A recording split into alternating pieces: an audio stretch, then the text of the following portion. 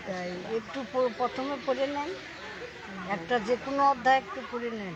গীতা জ্ঞানে ত্রিভুবন করি বিদ্যা মধ্যে শ্রেষ্ঠ গীতা ব্রহ্মর উপহার অর্ধমাত্র হরার দেবী অনির্বাচ্যময় গুহ্য গীতার নাম পার্থ বলিব তোমায়, যাহার শ্রবণে হয় সর্বপাপক হয়। গঙ্গা গীতার সাবিত্রী ও সত্য স্বরূপিণী, পবিত্রতা ব্রহ্মবলী ব্রহ্মবিদ্যা জ্ঞানী, সুন্দর স্বরূপা গীতা মুক্তিবিহীনী, অর্ধমাত্রা ঠান্ডা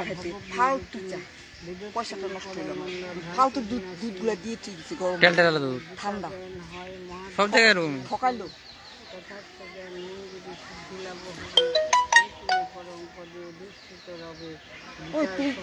পাঠে না হলে সময় তুলতে দিত তুল্য ফল পায়, আমাকে তুলিসই নেই মনে হয়। তুলছি ফলদায় 6 ভাগ পাঠে গঙ্গা স্নান ফলে লাভ হয়। ইন্দ্রলোকে প্রাপ্ত মাত্র 2 অধ্যায় পাঠে একল্প ঠাকুর তথা রহে অপকটে, 1টি অধ্যায় মাত্র ভক্তি সহকারী প্রত্যহ গীতা পাঠে যেবা ইহা করে।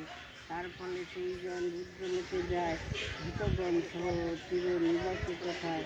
অর্ধকুণ্ড চতুর্বংশ করিলে প্রথম প্রথম মন্ত্র সূর্য লোকেতে গমন, 10-7 5 শ্লোক কিংবা অর্ধ শ্লোকান, কিন্তু 2টি কিংবা আমারটা পাঠাবি। হ্যাঁ সুরজ কর, ঠিক আছে। বাড়িতে ওই রুমে করবো নিয়ে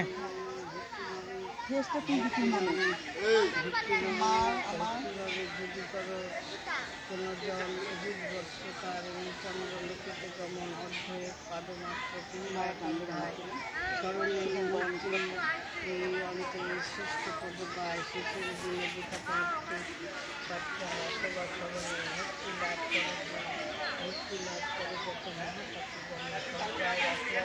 মৃত্যু যার হয় ভক্তির কাছে বিস্মৃত বসতি পাড়ায়। এক অধ্যায় গীতা থাকে মৃত্যু সংসার কাছে, বিভক্তি বিমুক্তি লাভ করে অবশেষে গীতা এই শব্দ মাত্র করি উচ্চারণ, দেহত্যাজি মোক্ষ লাভ করে যেই জন। পিতৃলোকে উদ্দেশ্যে শ্রাদ্ধের সময় গীতা দেবা করে ভক্তিমান হয়ে, পিতৃগণ পরিতুষ্ট হইয়া তাহার গমন করেন স্বর্গে পাইয়া উদ্ধার। গীতা অধ্যয়ন সবে হয়ে পুলকিত, গ্রহণ করিয়া পিণ্ড পৃথিবী সহিত।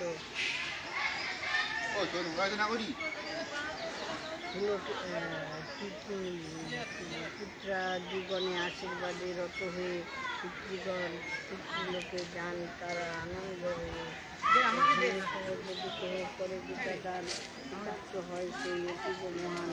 সেই দিন হতে তার জানিলেন নিশ্চয় অমৃতকাল নাহি থাকে কোনো ভয়। ভক্তিভরের শুদ্ধাচারে স্বর্গে সহিত পবিত্র গীতা গ্রন্থ সমবিহিত। ব্রাহ্মণ পণ্ডিতে দেবা করেন অর্পণ, পুনর্জন্ম বিচার হইবে কখন। সচেত গীতা লইয়া করে একমন, ভক্তিসহ দিতে দেবা করেন অর্পণ। সত্যতে ব্রহ্মলোকে করেন গমন, ধরাধাম নাহি তার হয় আগমন। গীতা সংশোধন করে মৃত্যুর সময়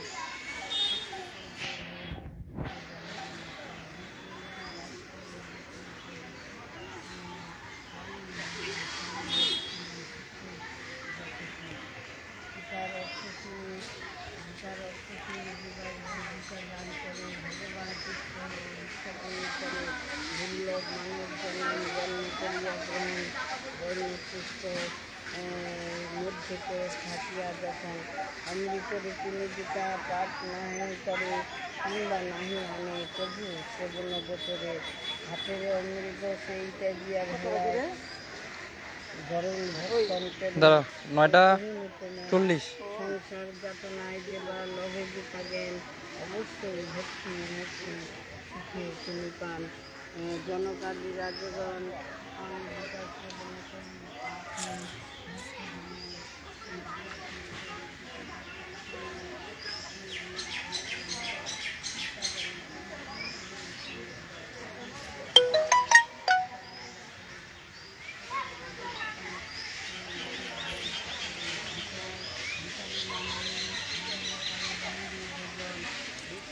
নরকবাস